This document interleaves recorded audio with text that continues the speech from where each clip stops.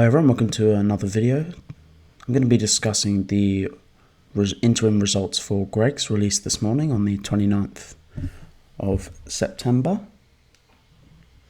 Now obviously Greggs has had a pretty poor price decline past few months. You know, you've got the COVID lows here and you've got a good rebound, but then the company continued to fall. Yesterday there was a rally before the results, people expecting them to do well, to beat expectations. Now you can see here that the price is now falling again. If you go to the 1 day, it wasn't great results for Greggs, but also not terrible. But I think they've disappointed compared to the expectations that people have put on them. If we jump into the actual trading update for the third quarter, so the September company managed shops had like-for-like sales of 76.1% compared to last year in the 4 weeks leading up to 26th September. So that's not where it needed to be. 80% was where it needed to be for it to be profitable. 76, I believe, was enough for them to break even. And further on in the document, they do say that their cash position has become positive in September, their net cash flow. But yes, this isn't where people wanted it, but it's a pretty good start. High levels of activity seem following slower August. Obviously, they talk in here about how August was a pretty bad month for them because not being able to participate in the government's Eat Out to Help Out scheme and the high temperatures made reduced sales. The interesting thing is, for me, they say here increased out-of-home activity in September appears to have driven demand back up. Now that's interesting because I think that's important. They're seeing their demand when people are not stuck in their homes, when people are out and about, when businesses are reopening, when people are going back to work, especially in student hotspots. You might find that there's more demand there. Those are increasing, especially now. But it's really uncertain as to what's going to go on going forward. Now, obviously, they go on to say our digital offering is developing quickly. This is good news. Anything they can add to increase those sales is good. Personally, I'm not sure it's the right market for that, but it could be. That's really up to interpretation. But I think all of this is really to say that it's very difficult to predict results at the moment. Well, it's very difficult to predict results normally, but now it's even harder. People didn't choose to go to Greggs en masse in August, but they did in September. So you might find this continues to increase, and by the end of the year, they are back up to profitability, but right now they're not. If you look at the shop estate, they've had 38 new shops open and 49 shops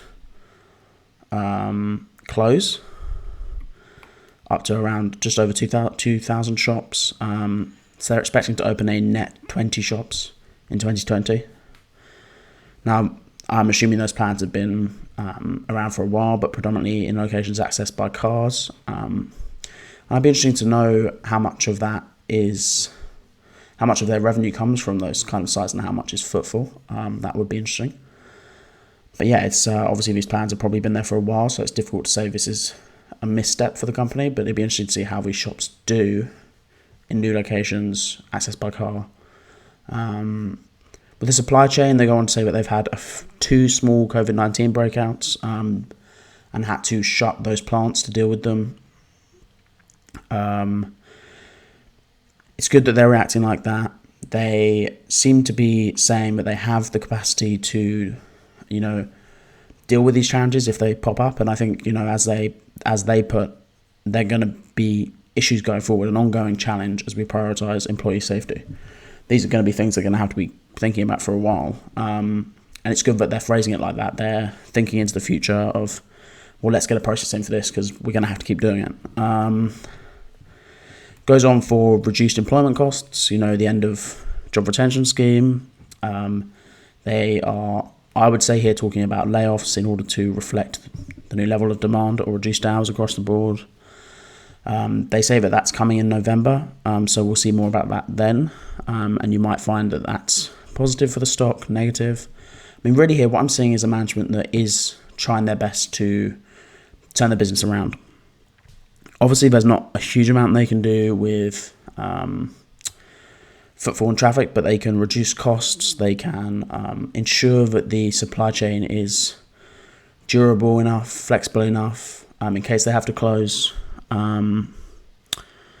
So yeah, I mean, the summary is pretty much virtually the same things, but yeah, our cash position is strengthened, continue to pay rents in advance and are up to date on all payables, including borrowings and short-term deposits, and positive net cash position during September. Again, got consultation on the job losses in November.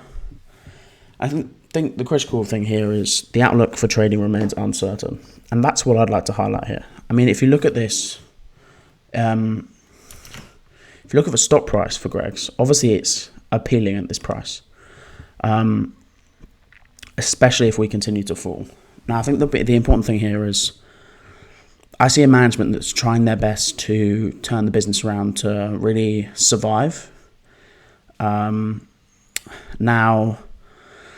that's obviously really good to see. It's what you want to see. I think that's possibly a reason to buy in.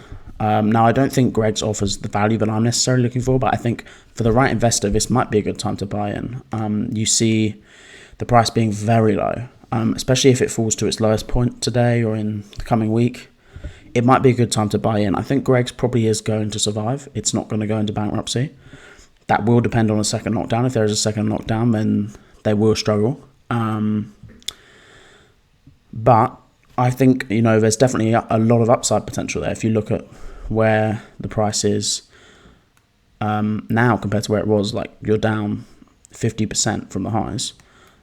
So up at 2,500 pence compared to £1 £1.18. So £2.50 to £1.18. It's, you're doubling your price effectively. And I think they can go back up to those highs. Obviously, if you look on a longer term chart, before the crisis, they were pretty much at their peak ever. So it'd be interesting to see what happens going forward. I think they can turn this around. They've got the ability to do so. Really, they're at the pressure of what happens next. If the economy recovers, we don't get a second wave. If people are still leaving their houses, they'll be great. I think they will be profitable by the end of the year. If they can't, if there is a second wave, if we all go back into lockdown, as the restrictions are leaning towards at the moment, then they really might struggle. And that for me is why I'm probably not going to buy into Greggs, because I think they're so susceptible to nature, shall we say. There's not really anything that the business can do in order to ensure its survival. They can't stop a second wave. They can't do anything like that. All they can do is try and deal with those consequences. And I think the thing is, there's not a huge amount more they can do. So yeah, for me, it's not a buy, but I could see what it could be for some investors. And I do think there's upside potential in this stock quite a lot. But yeah, that's just my opinion on it. Thank you very much for listening. Please remember, this is not financial advice. I'm not a financial advisor. Please do your own research and form your own opinions before investing. And thank you very much. Please like, subscribe, and watch another one of my videos.